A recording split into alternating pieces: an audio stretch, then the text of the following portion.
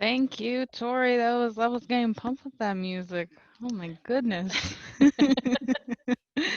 Alrighty. So, good afternoon, everyone, and welcome and thank you for attending our live 2020 Virtual Graduate School Expo. My name is Roberta Salgado, and I am the Employer Relations Lead at the Career Center, along with Jacqueline Aguayo, our Events Coordinator at the Career Center. Jackie. Good afternoon, everyone. We'll be both your hosts for today's virtual event. In a few minutes, I'll be introducing our presenters, specifically those from Pacific Oaks College, for our sixth virtual session. But before we do that, I would like to go over the functions available to you during this presentation. First and foremost, your microphone will be muted throughout the presentation. In the bottom center of the screen, you will see a Q&A chat option. This allows you to ask questions throughout the presentation. After and during the presentation, we'll go over these questions. And lastly, this live webinar will be recorded and will be shared to your student email, along with the videos being available in our Career Center's YouTube channel. Now I'll turn it over to Pacific Oaks College. Take it away. All right. Thank you, Jackie. Jackie. Thank you, Roberta. Yes, you're very welcome. Can't take that back. We're being recorded. How are you guys? I hope everybody that's tuning in is going well. I hope everybody's being safe, being healthy. I'm going to be sharing my screen. One moment. And let's see.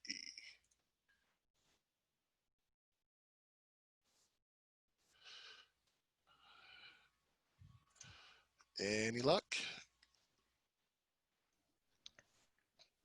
Perfect. We can see it on our end. Yes, we can see. Perfect. So my name is Aaron Guillory. I'm one of the enrollment counselors at Pacific Oaks College at the Pasadena campus. I'll be joined by, or I believe he checked in by Amin Maksudi. He's the Director of Admissions and Outreach. And we wanted to provide, oh, hi, Amin. And we wanted to provide like a look at what we offer as far as our graduate programs are concerned. We want to provide opportunities that show a unique style of learning. And basically what we're going to do is show what that unique learning perspective is. We're going to go over our graduate degree programs, locations, the resources and support that you'll have available to you, and how we like to impact our community. We have also some study abroad options that we provide for our students to gain more experience and more exposure to different cultures and ethnicities. And next steps, if you're interested in learning more, and we will be happy to answer questions and answers provided for our participants here. But who are we? We are a private nonprofit university that is regionally accredited through the Western Association of Schools and Colleges. And we have a long 35-year history that is dedicated to our values of diversity, respect, inclusion, and social justice. We also believe that students should have active participation in their education, and we feel that we do that through a process called critical pedagogy, and that is through learning through discussion. I'll give you an example. Today is Thursday. Let's say if you guys were having a test on Monday and you studied today, you studied tomorrow, and you crammed even more over the weekend. Monday rolls around, and guess what? You probably got an A. But by Wednesday or by Thursday, the likelihood of getting that same excellent score will probably diminish. And that's normal. I mean, because we have that dopamine rush in my head of, we got the good grade, we pass it, it's on to the next thing. And that's something that we kind of been conditioned ever since elementary school. And what is the process? You look at the lecture, you do the homework assignments, you study for the test, you get the good grade, and it gets on to the next thing. But you're not keeping the information in your head.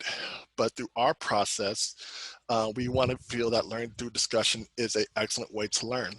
You can probably tell me your favorite birthday party or your favorite movie or the favorite thing that happened in your family that happened months ago, as if it happened yesterday with such detail that it happened. And we feel that academia can happen the same exact way through having active instruction. So The way our programs work is that a professor would convey the lecture in a classroom, and you would do the reading, do the homework, and engage in ongoing discussions that actively apply what you're studying in real time or online through an online discussion. And it's those moments where being an active participant matters because you're bringing your experience into the classroom and sharing your experience not only on the educational side, but maybe on the professional side. You're doing things that reinforce the information that you're learning, and that's how memory retention is gained. That's how the information sticks with you. We're teaching you how to be your best self so you can be your best self for your future students, your future clients, or as a professional person in the community.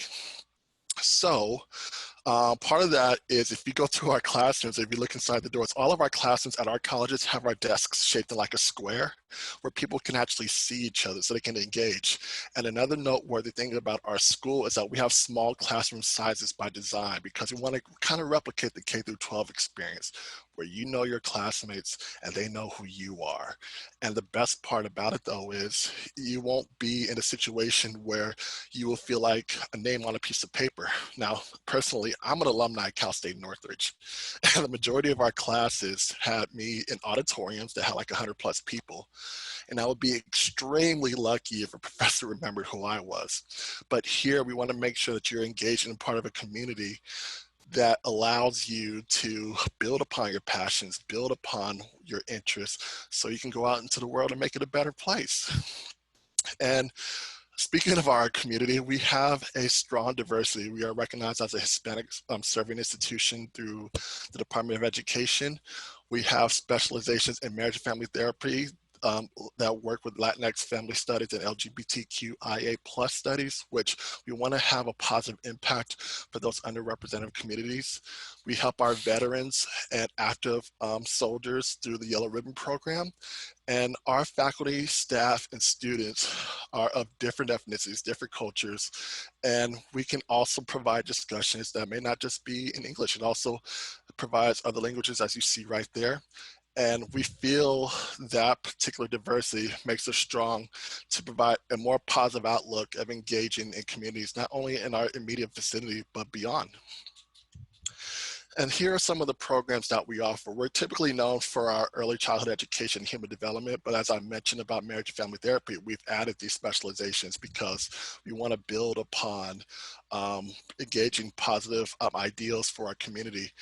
And I wanted to highlight about trauma. Obviously, we're going through a hard time in the world, and it can lead to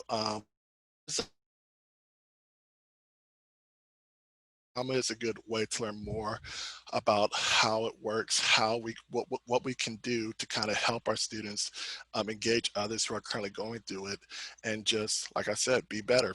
We recently added social work through popular demand to our master's program, and we also have a strong teacher credentialing program as well.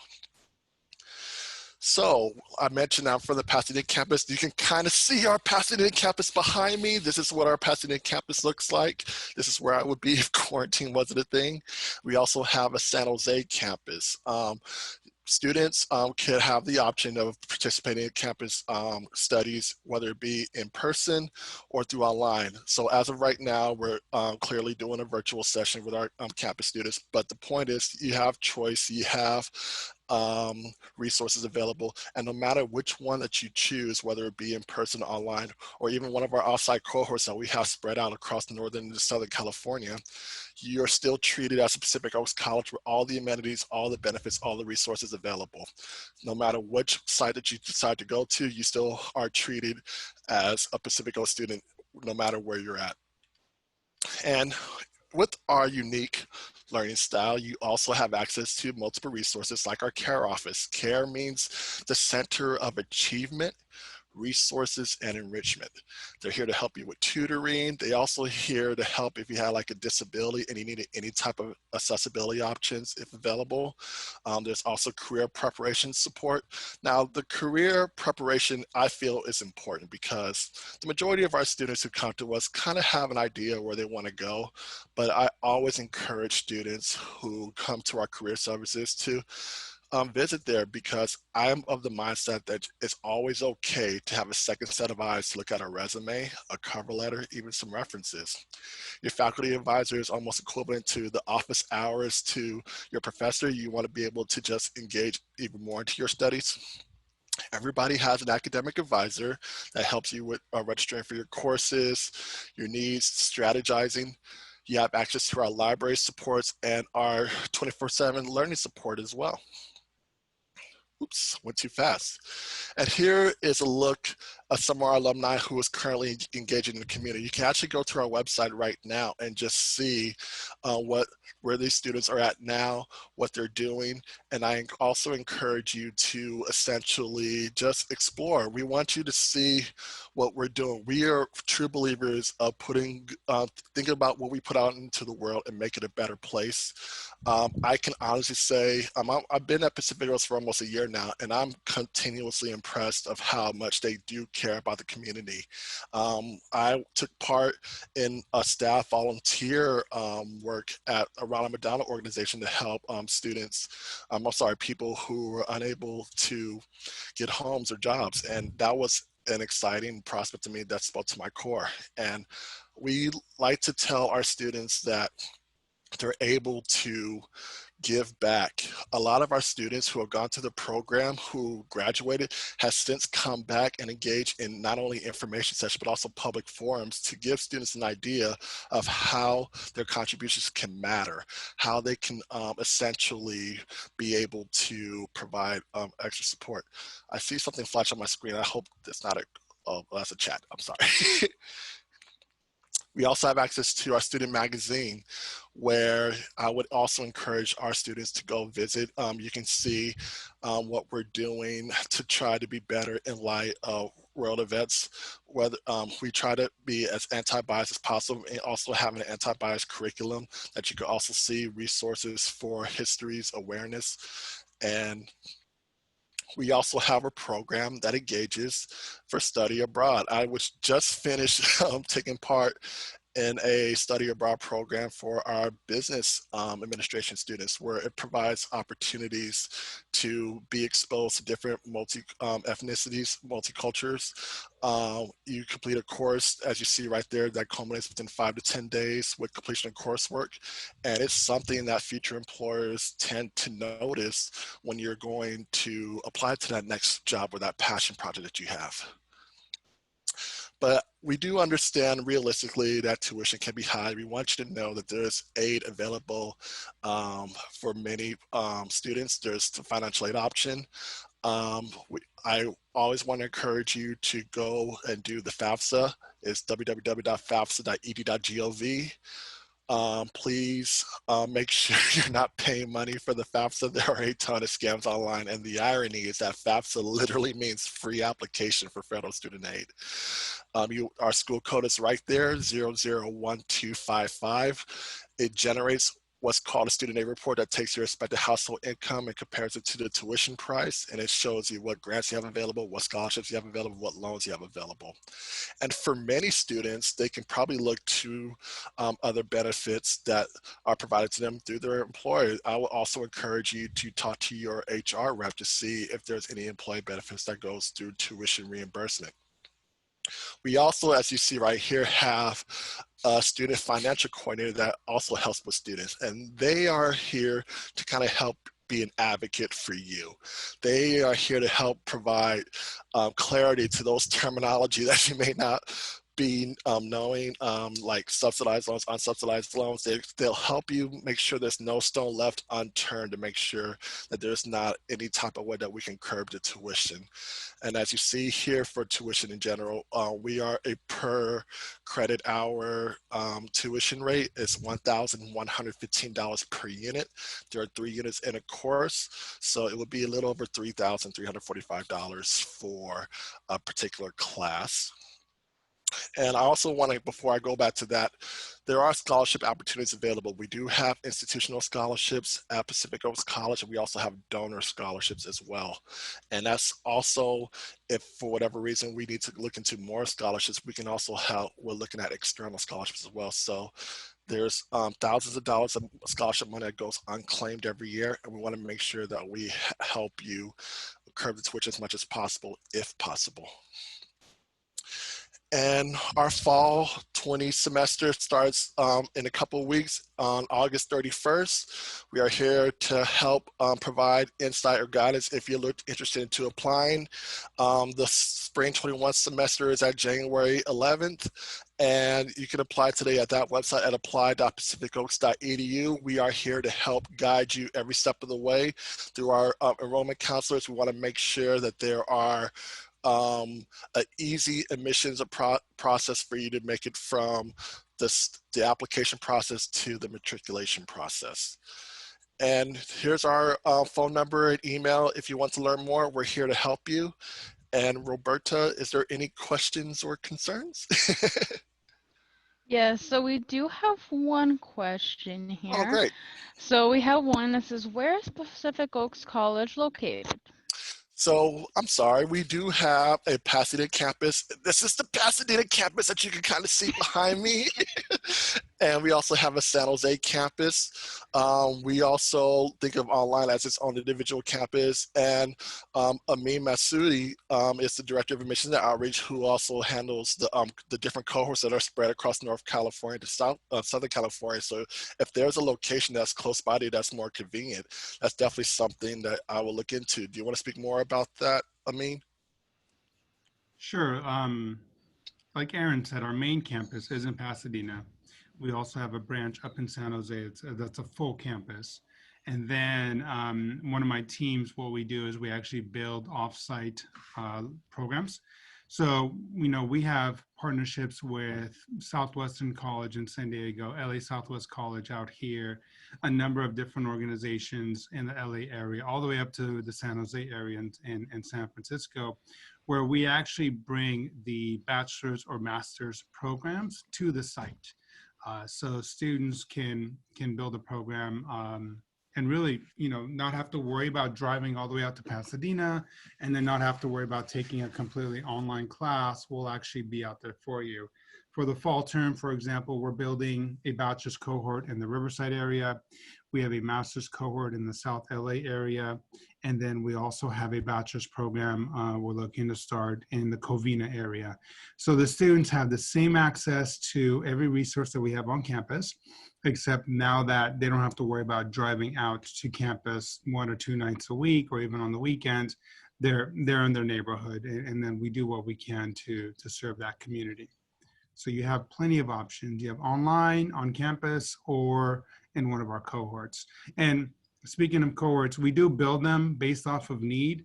So if we have a student that comes and says, my organization or my school or whatever the case may be, would love to kind of work with you and build something out in our area, then you speak with me and you speak with my other counselor, and we work to get that set up.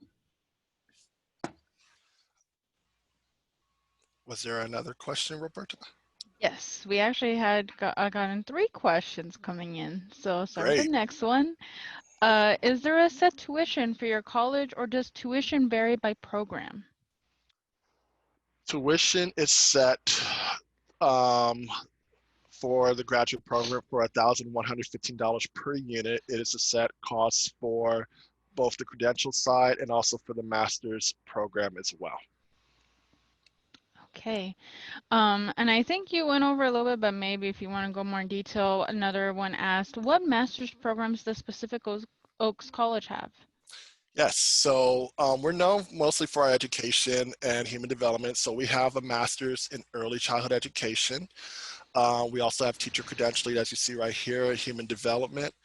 Our organizational leadership and management is more centered around like human resources and social justice within the mentality of that particular sector. Social work is also there, but we also added specializations to our marriage and family therapy programs. Is there anything you would like to add? I mean, I see you nodding your head. No, I'm just like saying, okay, I'm just nodding like, okay. Well, I was going to say 2 really quick notes is that the MFT program and MSW programs for marriage and family therapy and masters in social work do lead to licensure. So students that are seeking to get a license and become a licensed social worker or a licensed marriage and family therapist, both of these programs do lead to that. And it does include your practicum hours that you have to do at a site. The teacher credentialing program is available for anyone that wants to get their multiple subject or special education teaching credential. And both of those do require student teaching. And we have an amazing credential analyst on board in our credential office that will actually work with you, and they'll place you in a teaching setting where you'll be the teacher of record for that semester, and we'll really work with you to make sure that you do well in order to get through that program. Most of our programs can be done on campus in the evenings and or weekends.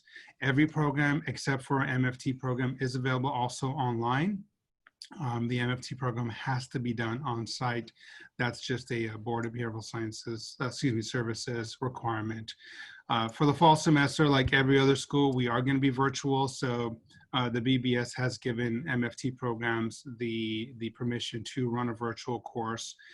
But in the spring, we will be back on campus, hopefully. Hopefully, as we all cross our fingers with that.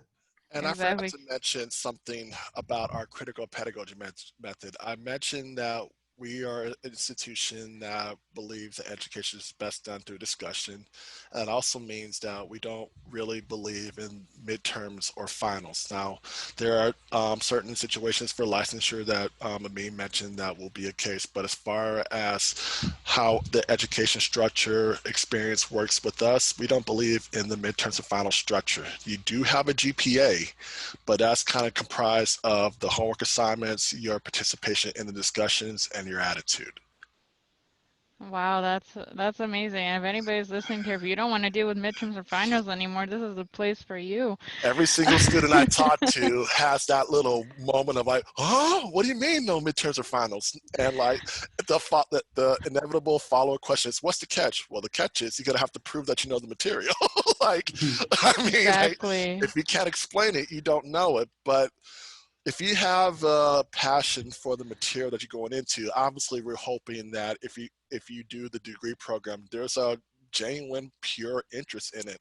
And when you discuss those core concepts with other students, you're reinforcing the material that you're studying through with your classmates, and it builds upon that camaraderie, that builds upon the interpersonal relationships, and ultimately your classmates will be your first networking contacts. Like, this is definitely something that has proven to be a powerful method of education retention. And if, like I said, if you're being your best self, it could ultimately be your best self for your students, your clients, the community, etc.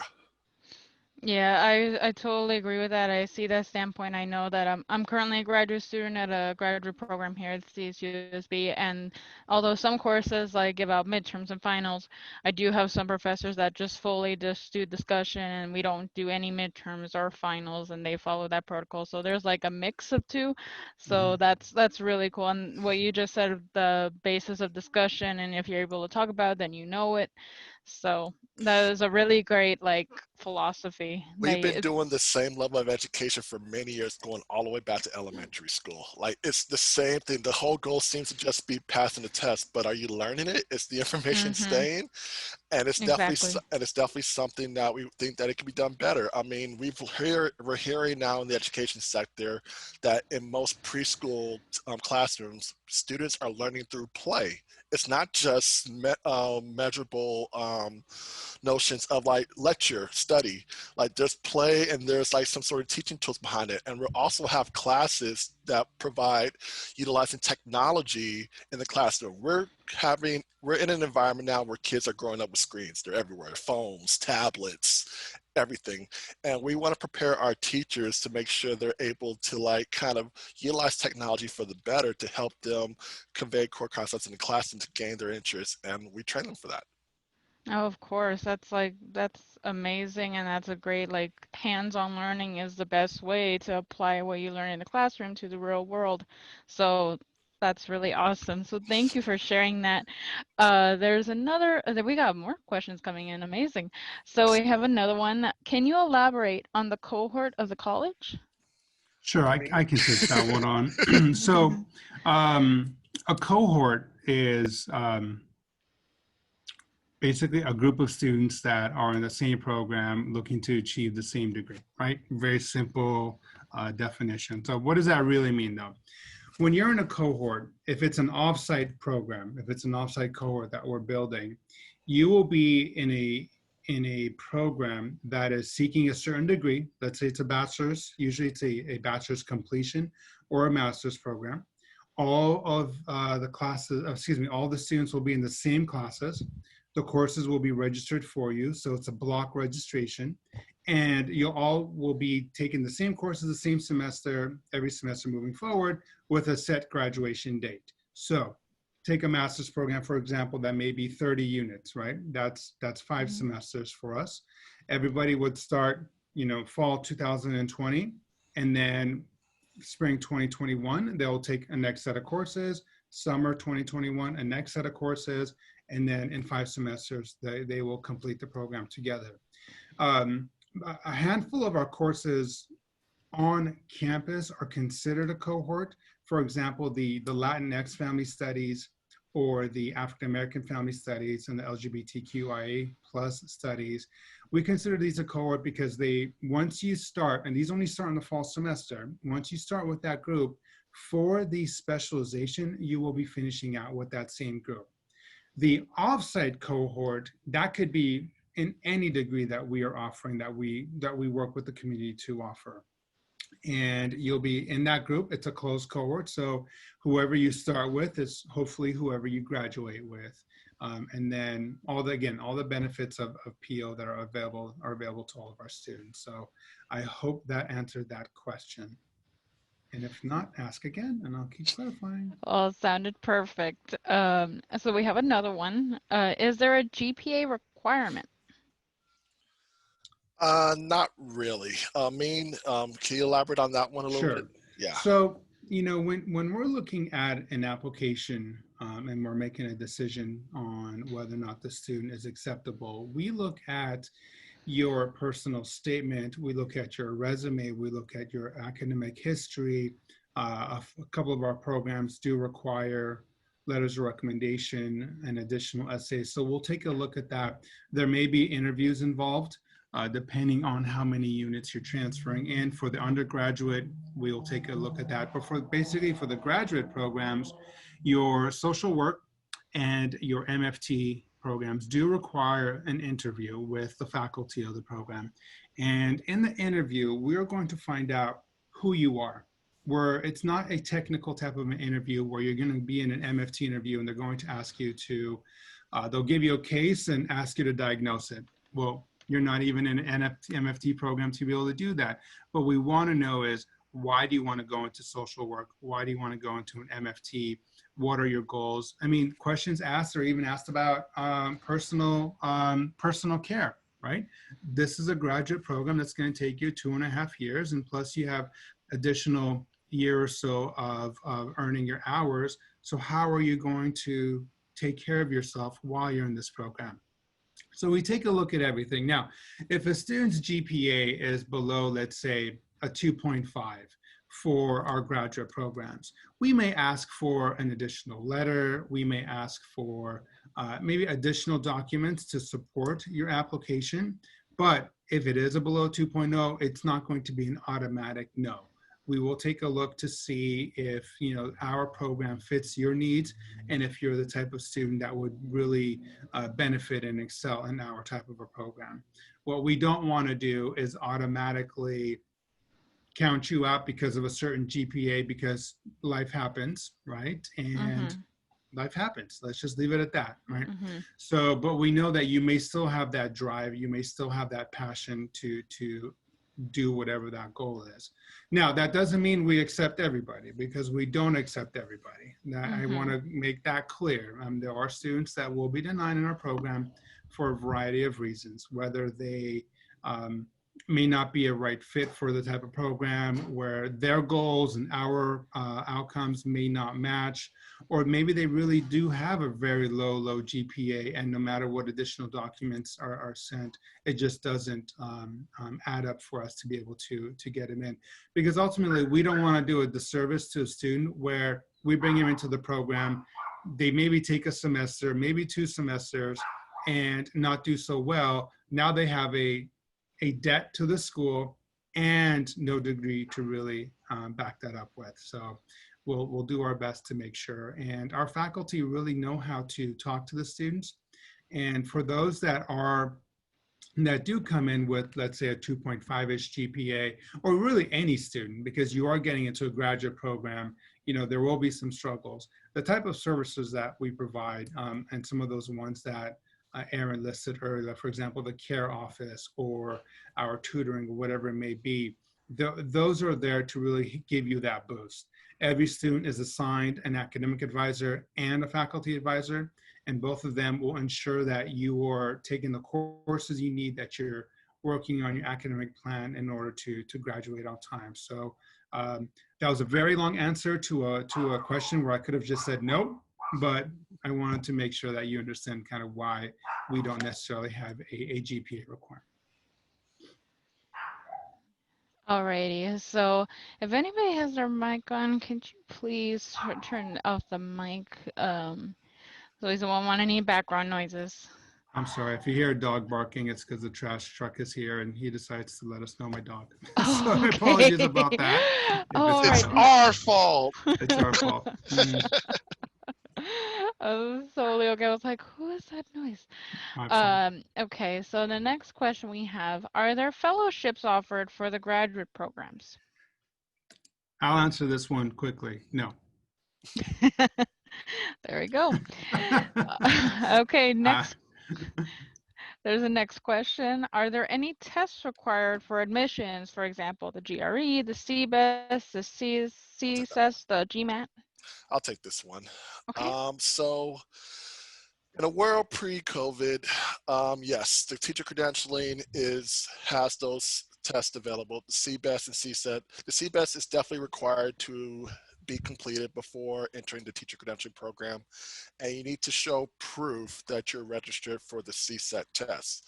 Now, obviously, in the pandemic, it's a little bit hard to knock out those tests, but we don't want to provide a bigger hindrance on the student.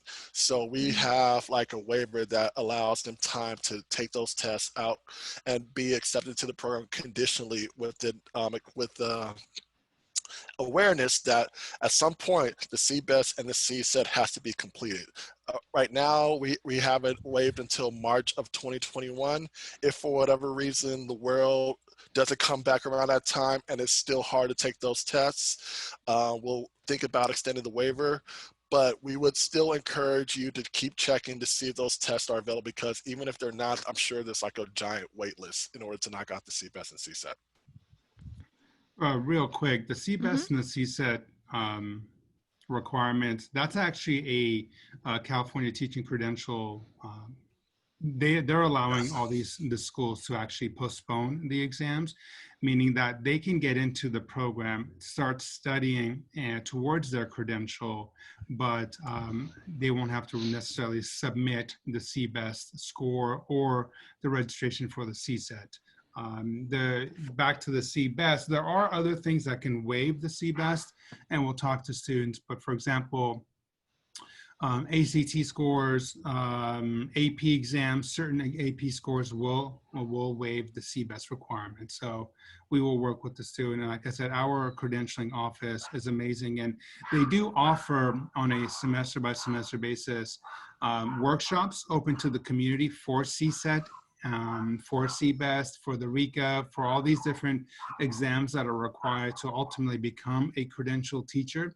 And these are offered usually towards the beginning of each semester. So we're looking forward to hopefully having them maybe September, maybe October-ish. And they're free and open to everybody, regardless of if you're interested in coming into our program or not. It's a great opportunity for you to come into our program just to come in and learn about the CBEST and the CSET. And then other tests, the GMAT, the GRE, we do not require any of those for our other programs. Alrighty, perfect. So next question. This university sounds amazing. I know, right? It is. Is there programs for ABA training? No, unfortunately, they're not in our program. Alrighty. Okay. Alrighty, next question. Do we need experience for the Masters of Organizational Leadership? That will be your resume. That will be, that will be the professional experience that you get on a professional level. And that's what we look at to determine your admission to the university. Okay. Next question. Is there any business programs and veterans programs? Go ahead. Oh, I'll take it. The business program that we offer, it's a bachelor's in business administration. That is a bachelor's level program. If you're looking for business, depending on kind of what you want to do, the organizational leadership and master's graduate degree is actually really strong. Think about it as an MBA without, heavy numbers. I have a degree in organizational leadership myself. And the reason I chose that over the MBA is because I don't like numbers. I figured it's better for me to hire somebody and learn how to manage them to do my numbers than to, bring up all the numbers myself. But if you're interested in the master's program, I would definitely recommend organizational leadership and management. Our human development program is really strong for students that want to get into business because it does give you the human side of how to work with people. So we do have a number of people that have their master's in human development. And if you're interested in the bachelor's part of it, we do have the BSBA, and that helps. And then we are a yellow ribbon school. So if you do have veteran benefits to use, then you can definitely use them on campus. Okay, that's awesome. And then, we have another question. Is there a difference between early childhood education graduate degree program and teaching credentialing? Yes. I am a bit confused. Yes, so the master's in early childhood education means that you can get experience within that entire field. Like, so if you want to be into the administration, you want to be a principal, you want to work at daycare, you want to go into like brief stint in counseling, you can do the master's in early childhood education. To actually teach in a classroom, you need the teacher's credential. Now, I have heard cases of students teaching in classes without a credential, and typically they're probably at private schools, but in order to teach in a district, in a school district, you would need a teacher's credential, and that's the main difference right there. What we do offer at Pacific Oaks is the idea of doing a teacher's credential, and if you take 2 additional courses, we'll throw in a master's of education on top of that. Alrighty, and then we have our last question here. Unless if anybody else needs some questions or want to ask any more questions, feel free to do so now. We still have time. Just be sure to submit them in the Q&A box. There's one last question here. Once you graduate with one of these degrees, do you guys have any connections for jobs? Yes, we have an extensive alumni network that we encourage you to be a part of. And also, I mentioned earlier, career services. I make sure I tell my students all the time to do it. I think it's extremely important to have another set of eyes look at a resume, a cover letter, and your references and everything. We would try to help any way to help dip the odds in your favor. But I can't stress that we do have an accessible alumni network, and students have consistently come back to the campus to participate in forums and information sessions based on their experience of how Pacific Oaks helped them into their current occupation. I mean, I think it's important that you can hear a lot of information from us, but you can hear it from students who actually gone through it. And many of our staff are currently going through the program themselves that we can even have you talk to as well, so you can hear the live experience as it's happening for them. And then in addition to that, your class sizes are small enough where you're going to make so many connections in the classroom itself. And that definitely helps knowing somebody at a certain organization. In addition to that, our programs like, for example, our MFT program, we have over about 100 different sites where students do their practicum. And that's about 250 hours of supervised therapy sessions that they'll be conducting. And a lot of these turn out to, students are able to turn that hopefully into a full-time job once they graduate because they're already there doing their hours. For the early child education field, since we've been, we started off as a preschool 75 years ago, and that preschool is still going fairly strong now. But if you look in the early child education field, or if you look in the teaching field, you'll realize how many people are from Pacific Oaks. And not just teaching, we have people who are have their degrees and are working in licensing or working in administrative or leadership roles with their degrees in the education field. I was at a conference about a year ago, and a young lady came up to me, and she was part of the conference organization. She's, oh my God, I'm a PO grad. I'm so excited. I'm like, oh, great. What do you do? She graduated with her master's in early child education. And now she actually does works on the marketing department for NACES, which is the National Association of Early Young Child. There's so many acronyms for anything. Anyway, so it's a big organization when it has to do with early child education. And she's taken her degree and her focus and is now using it for the marketing aspect for that organization. Our programs, because of the projects that you're doing, the internships that are involved, the hours that you'll be doing within the program, really allow you to take your, let's say, human development degree, and Aaron may be a student interested in using that for nonprofits. So he may do his studies and his presentations and his internship in a nonprofit area. I'm, on the other hand, may come back and say, that sounds great, but, I really like the technology side, right? But I want to do the human side of technology. So I may work in an IT department or actually use my skills and everything, work for an IT department. One of our graduates, well, she's also a graduate, academic advisors, she graduated with her master's in organizational leadership and management. And her final project was to look and review our advising system. So she looked through it, she did the studies, and then I was fortunate enough to be in the presentation that she did to the deans, the faculty, the chairs, and the president, and talking about how to overhaul the program itself. One of our other graduates in our BA program, he works for TCS Education, which is our parent organization, and he's in the admissions processing side. And basically his project in his bachelor's degree was to literally rewrite and overhaul the entire process up there. And he did that, and actually they were able to use that and put it in place. So he is credited for, I'm sorry, alarm. He was credited for basically redoing the entire system that is helping us here in our school and across the different affiliates of streamlining different processes. So you can see, anything that you want to do in your program, you can really tailor it, and tailoring it to what you want to do really helps you at the end, especially when you're sitting for those interviews, when you're talking about your experiences, and then things that you can actually add onto your resume that you can use for the job search. Awesome. So that's amazing, amazing information, so much, but it's going to be very helpful for students who are interested in attending your college.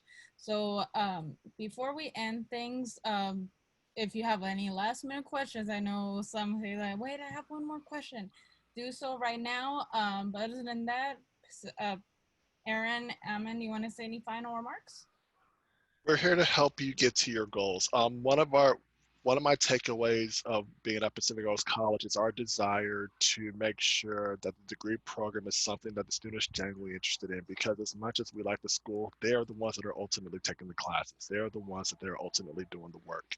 And we want to make sure that they are getting a proper pathway to their goals, because we enjoy hearing our students convey the positive aspects of our college, and we want to make sure that we build upon that. So what I like that the school allows us to do is to get to know our students a little bit better, to be able to nurture that passion and help them connect to other individuals that can further that passion. And I think if you're interested in a different type of learning, in a more discussion-based learning that can ultimately help you be your best self, I think we're the way to go.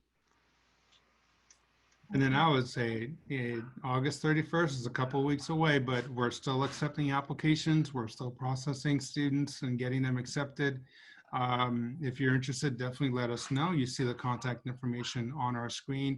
That's the same contact information for either campus, online, or any of our cohorts. Once you speak with our admissions representative, just let them know what you're interested in, and we'll be able to move forward. For those that are interested in the fall semester, the application fee is waived. So it's a quick and easy 5-10 minute application. Get us a copy of we can actually move forward with an unofficial copy of your transcript in addition to the other documents, and even go through get accepted with that, as long as we know the officials are on order. Other than that, we are here. Again, the team, they work hard. My admissions team, they are here Monday through Friday and sometimes on Saturdays if needed. This last few weeks is going to be pretty hectic for us, but we are there to work with new students at any time. And if that doesn't work for you, still contact us, because January is going to come right around the corner, and that's when our spring starts. And with us, we don't have a set date that we let students know they're accepted. If your application is complete, typically a day, maybe 2 days after, it will be reviewed and you'll get a decision back. So that can give you an idea of, preparing for the next term or even for this term really quickly. You can actually be admitted for spring right now if we have the portal for spring open. So if you apply and you have everything in, and you can be accepted months and months in advance, allowing you to prepare financially, mentally, physically, and, any way that you need to. So we are here, and we're down for you, ready to help. Awesome. Again, thank you so much for joining us today, Aaron, Amin, and thank you everyone for attending the Pacific Oaks College. I apologize for the background noise. I know garbage truck is going back, so if you hear it, I do apologize. As mentioned earlier, this recording will be available to our Career Center's YouTube channel and will be sent to your student email. And again, thank you, Aaron, Amin, for joining us today with that abundance of information. We'll be sure to be in contact with you soon. And students, while you have the screen right now, if you have any questions or want to reach out to these reps, please screenshot this and email them and look at their website. And it sounds like an amazing college. So thank you again. Thank you, Jackie. Thank you, Roberta. Appreciate Take care. it all. Thank you. And to all of our participants, before you leave this session, please complete the post-event survey by scanning the QR code on your screen, which should be coming up soon. And if not, I'll also be putting in the chat box the link to the survey. And we appreciate your feedback immensely. And once you fill out the survey, you have a chance to win, be part of an opportunity drawing to win exclusive Career Center.